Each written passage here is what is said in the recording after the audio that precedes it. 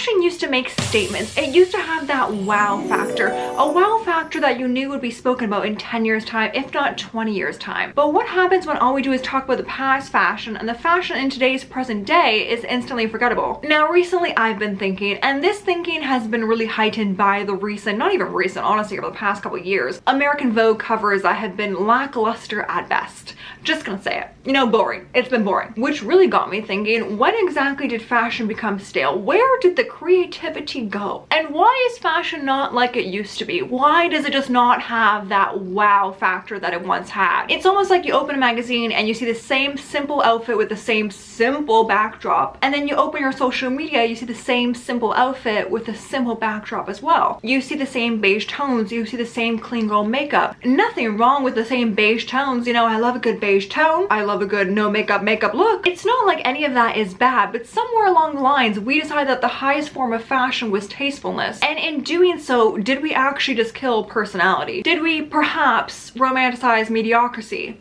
And when were we okay with the bare minimum in fashion? Hello everybody, welcome back to another video. My name is Sabrina and I talk a lot about luxury fashion to more affordable fashion. But today we're gonna be speaking about when fashion fell flat. A little bit of a rant, my thoughts, okay? More of a chit chat video. But don't worry, it's not all bad news, okay? I promise you there is some good news in this video. Now, let's get into it. The aesthetic trap. Not even 5 years ago, quiet luxury was everywhere. And yes, I bring up quiet luxury a lot on this channel, but honestly, I thoroughly believe that quiet luxury made a huge shift in not even just fashion, just the way we consume, the way we think about fashion in general. I mean, the world became a minimalist overnight. 2015 and 2020, we were so fixated on the logo. It was logo mania central. And then 2020 happened, the pandemic. Suddenly we all became very fixated on capsule pieces, muted tones, the perfect tailoring, which yes, all three are absolutely amazing. Okay, I preach for good tailoring, capsule wardrobes, whatever, blah, blah, blah. But we suddenly became very much fixated on not being flashy. Remember, logo mania is very flashy, very much in your face. Suddenly we became the complete opposite. Everyone became fixated on chasing the very quiet, the very minimalist, the very if you know, you know type of vibe. Because with that came a status symbol, the very old money, if you will. Now, somewhere along the lines, we became very much in tune with the less is more approach. You know, great, consumerism is at its all-time high. I understand. But then we started to see this with runway collections, with red carpets. There was less extravaganza, even from fashion houses that were never quiet luxury, that were never minimalism. We saw them debuting collections that were very much on the quiet end. Because you know what? That's what sold. A lot of the fashion houses, Gucci, had to keep up. You know what? I don't blame them, but sometimes, actually I think in general, it's better to stick with your roots. Stick with what you know. That's a whole other discussion for a whole other day.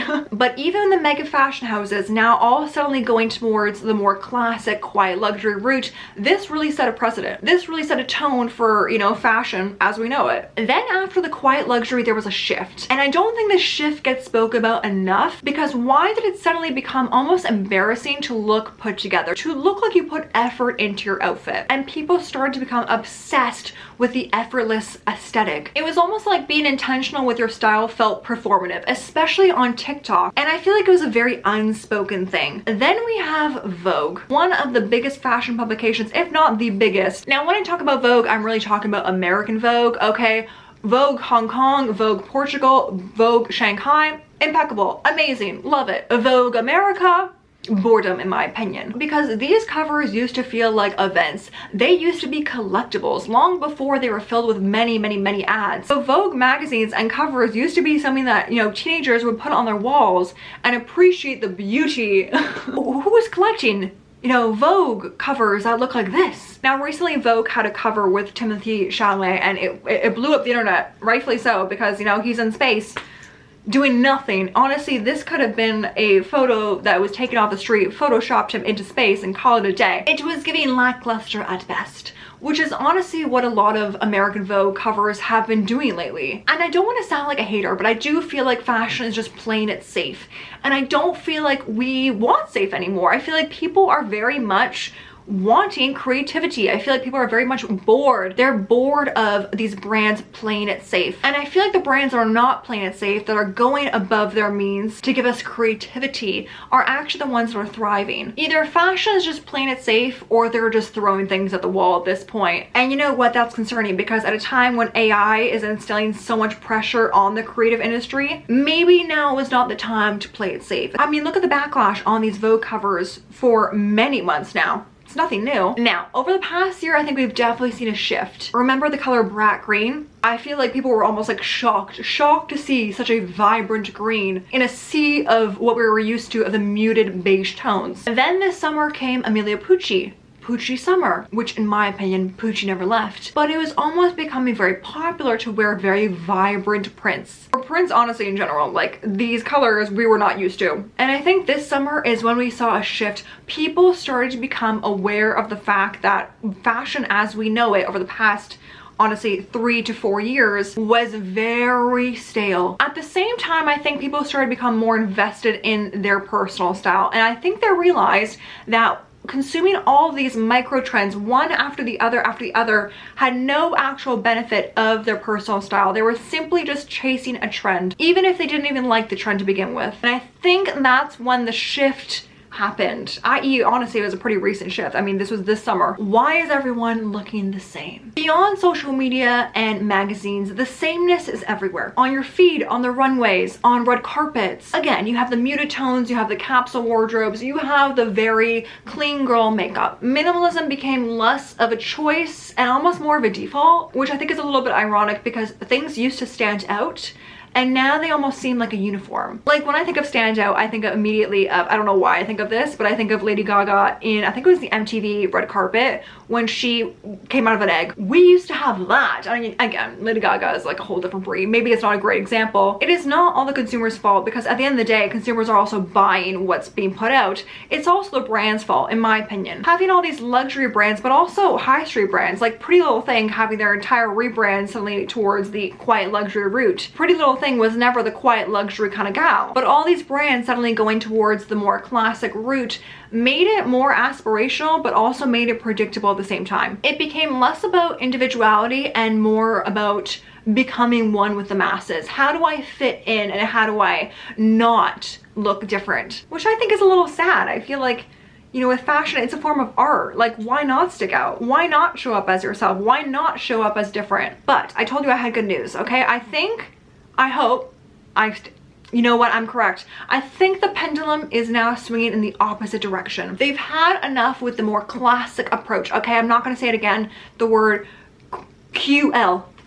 I think I've said it enough in this video. We're now seeing more bold colors, more bold prints. Okay, the word print is like crazy. Cheetah print, leopard print, all these animal prints have suddenly made their resurgence. Brands are finally starting to give us something to talk about. Off the top of my head, I immediately think of Schiaparelli. I mean, Schiaparelli is fashion art. I think brands are finally starting to give us something to talk about, and I don't know if we're at the peak of, you know, the mountain. It's hard to see, you know, I'm not no fortune teller, but I think we're making moves. So what now, and where does this exactly leave us? Great question. I'm so happy you asked. With all these creative director change-ups in the fashion world, I think brands are finally starting to understand that just following along with the crowd is not enough. I think and I hope we're going to see individuality with brands. I think brands are really going to stick with what they know and provide what is clear within their fashion house's DNA. And knowing that people are sick of all looking the exact same, I think the key to standing out now is being so intentional and true to your DNA. Your wardrobe is the very few places in the world where you can undeniably be yourself. You get to choose your character, you get to choose how you dress, minimalist, classic, extravagant, whatever you name it. Fashion should be fun, expressive, and personal, and we should want to experiment. We should want to be our true individual selves. Experiment with colors, textures, you know, take inspiration from runway shows and make it your own. Because at the end of the day, I think what people really want is what fashion was 20 years ago, when fashion had a story behind it, when the story wasn't mediocrity and dimming your light, essentially. Now that kind of concludes my rant and what my thoughts are, at least. Now I would love to know what you think about this this topic, if fashion has become a little stale, or if you think fashion is on the uprise to becoming what it once was 20 years ago, if even possible. If you enjoyed videos like this where we, you know, rant and discuss, I'd love if you would hit that subscribe button. There will be plenty more where that came from, that's for sure. Until then, I'm going to leave you here with another video recommendation in case you want to watch more. And I will see you guys in next Sunday's video. Thank you so much for watching, and I hope you have the utmost fabulous day ahead. Bye, guys.